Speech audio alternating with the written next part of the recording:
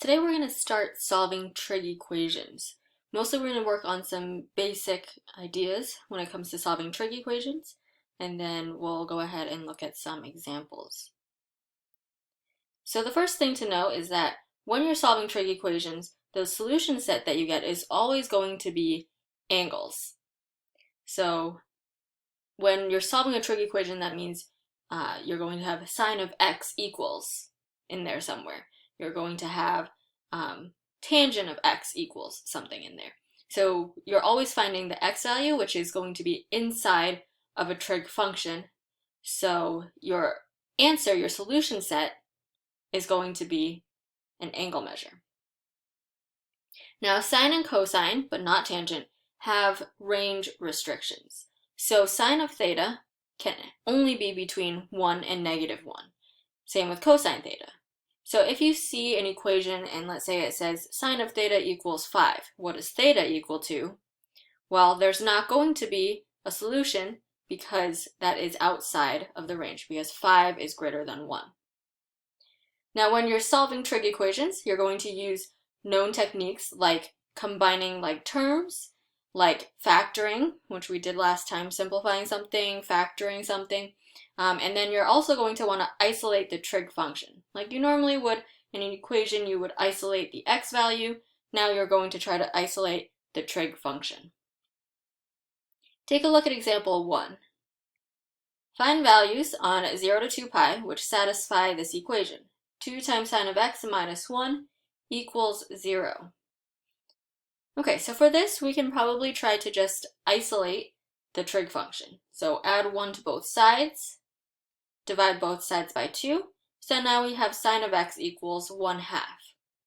Now, that should look familiar because there is a special angle for which sine of that angle is equal to 1/2. So if you remember in that chart, where is sine going to equal 1/2? When the angle is pi over 6. Now you're going to use that angle for reference. Now there are multiple places between 0 and 2 pi where sine of x equals 1/2. You need to figure out which quadrants those solutions will be in. Well, here we have sine of x equals 1/2. That's a positive value. Now where is sine going to be positive? Sine is positive in quadrant 1, because everything's positive in quadrant 1. And all students, so in quadrant 2, sine is also going to be positive. So those are the two places where you are going to have a solution. So in quadrant 1, with a reference angle pi over 6, that would be pi over 6. And in quadrant 2, if you're in quadrant 2 and the reference angle is pi over 6, that must mean the angle measure is, starting from the positive x-axis all the way go into quadrant 2, that would be 5 pi over 6. So those would be your two answers between 0 and 2 pi.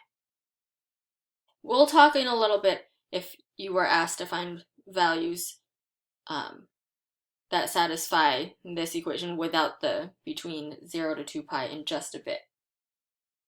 Take a look at example 2. Find values on 0 to 2 pi which satisfy sine of x plus root 2 equals negative sine of x. Okay, so let's combine like terms first. So we'll add sine of x to both sides.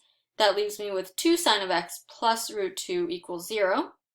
Now I'm going to try to isolate sine of x. So I'm going to subtract root 2 and then divide both sides by 2.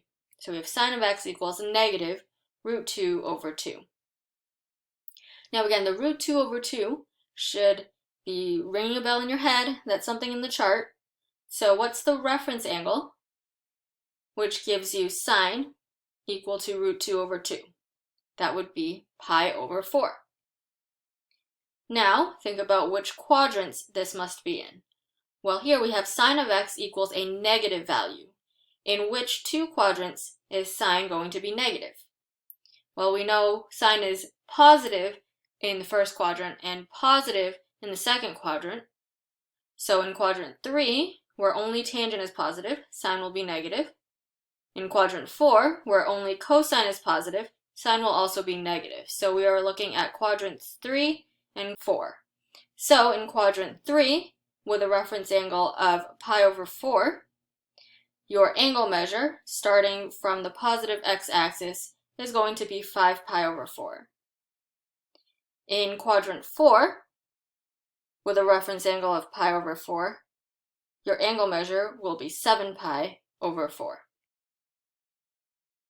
Example 3. Find values on 0 to 2 pi which satisfy 2 sine theta minus 3 equals 2. Okay, so we want to isolate sine theta. We're going to add 3 to both sides and then divide both sides by 2. Sine theta equals 5 over 2. Now this one's a little bit of a trick question. If you look at this value, right, 5 over 2, what does that equal to? That's equal to 2.5. Well, what did we say earlier about the range of sine and cosine? It has to be between 1 and negative 1. So because 5 over 2 is outside of the range for sine, we would say that the solution for this does not exist. You can say no solution, you can say does not exist, or DNE. Okay, now what if you were asked not to find solutions between 0 and 2 pi, but to find all solutions? If you're asked to find all solutions of a trig equation, not just ones on a specific interval, you want to use the following information. So for trig functions, they are periodic, right? This means that they repeat their values at regular intervals. So for example, if you were to continue, instead of going from 0 to 2 pi, but you were to continue, let's say from 0 to 4 pi, you know that the values from 2 pi to 4 pi will repeat. They are going to be periodic, right? So we're going to use that to help us write out what all the solutions are. So the length of this interval is called the function's period, and depending on which function you're looking at, that is going to be different for each function. So for sine and cosine, they have a period of 2 pi. So when you are giving your solution, you know that sine of x is going to equal sine of x plus or minus 2k pi. Now this k just represents any integer value that you want to multiply by. So if k is 1, you're adding 2 pi. If k is 2, you're adding 4 pi, adding 6 pi, and so on and so forth. You can also subtract 2 pi, and you'll be in the same place as well. Okay, same with cosine. Cosine of x is equal to cosine of x plus or minus 2k pi. However, tangent has a period of pi. That means that the value of tangent after it hits pi is going to start repeating itself again. Now, if you look at the unit circle very closely, you'll notice that this is the case. With tangent, it's positive in quadrant 1, then negative in quadrant 2, then positive again in quadrant 3, and negative in quadrant 4. So once it actually hits pi, it's going to start repeating itself again. So yes, it does have, it does repeat every 2 pi, but it actually repeats more frequently than that. It repeats itself every pi units. So for tangent of x is equal to tangent of x plus or minus k times pi. Okay, take a look at example 4. Here you were asked to find all solutions. 4 cosine squared theta equals 1.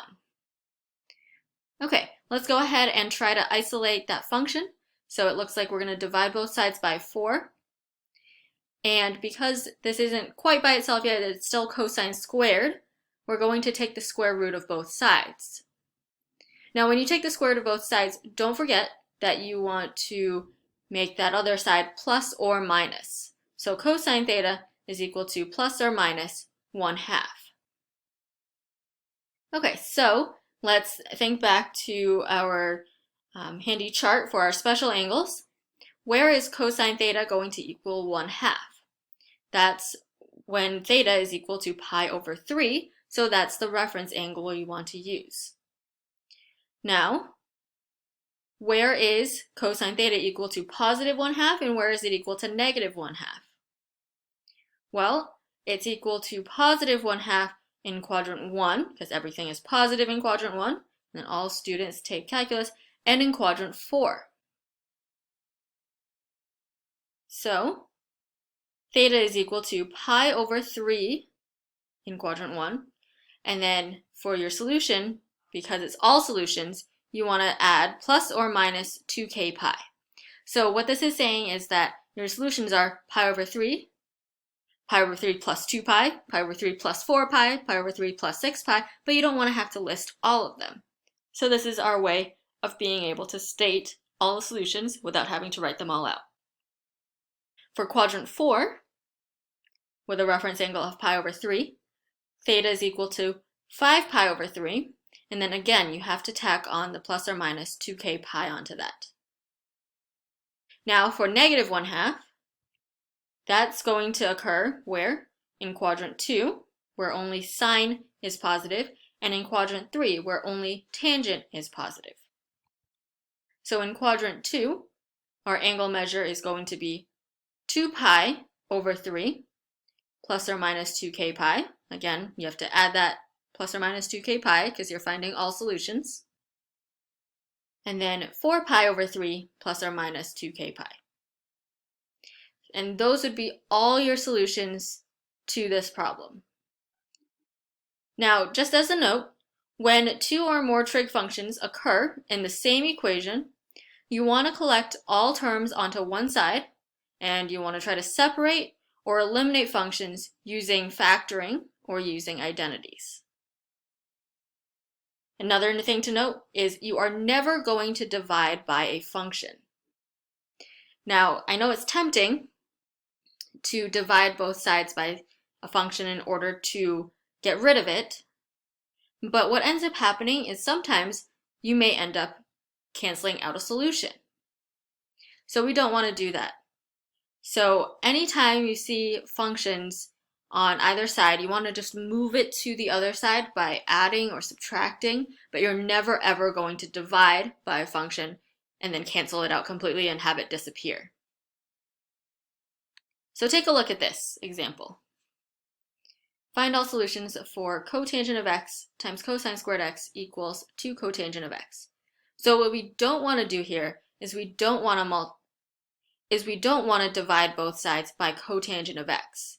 Otherwise, you will have completely taken out a possibility in terms of solutions. There may or may not be a solution coming from the cotangent of x, but if you completely cancel it out, then you're not going to be able to solve it. So what we're going to do instead is we're going to move everything over to one side. So I'm going to subtract the 2 cotangent of x onto the left-hand side. And now we can factor out the cotangent of x. That leaves us with cotangent of x times cosine squared x minus 2. And now we're going to have two separate equations. Why? Because we factored something out. And remember, when you are normally solving any other equation, when it's not a trig equation, you would try to, after you factored it out, you set each factor equal to 0. So that's the same thing we're doing here. So cotangent of x is equal to 0, and cosine squared of x minus 2 equals 0. And then we'll solve each of those individually. Now for cotangent of x equals 0, another way to write this is cosine of x over sine of x equals 0. Right, now this way, we actually will be able to determine what x is equal to, because now we have it in terms of cosine and sine. Now in order for this to be true, cosine of x has to equal 0. It really doesn't matter what sine of x is equal to, but if a fraction is equal to 0, that numerator has to equal 0. So cosine of x is equal to 0. And when is cosine of x equal to 0? Think back to your unit circle. And remember, cosine corresponds to the x-coordinate on the unit circle. So where is the x-coordinate equal to 0? Well, there are two places. One is at the top of the unit circle at pi over 2. So again, this is all solutions, so pi over 2 plus or minus 2k pi. And also at the bottom of the unit circle at 3 pi over 2. So 3 pi over 2 plus or minus 2k pi. Now for the second part that we set equal to 0. Cosine squared minus 2 equals 0. We're going to add 2 to both sides, and then take the square root of both sides. That leaves us with cosine of x equals plus or minus the square root of 2. Now, what is the square root of 2? Square root of 2 comes out to be about 1.4 something. Now, the problem with that is that 1.4 is outside of the range for cosine. Remember, cosine has to be equal to a value between -1 and 1 inclusive. Since square root of 2 is larger than that, well, positive square root of 2 is larger than 1, and negative square root of 2 is smaller than -1, this is outside of the range. So, there is no solution coming from cosine. So notice that if at the very, very beginning you had divided both sides by cotangent of x, you would have completely lost all your solutions, because all your solutions actually came from the cotangent of x portion. So just be sure that anytime you are trying to solve one of these problems, that you do not divide both sides by a function, by a trig function. Instead, you want to move everything over to the other side and see if there's something you can factor out.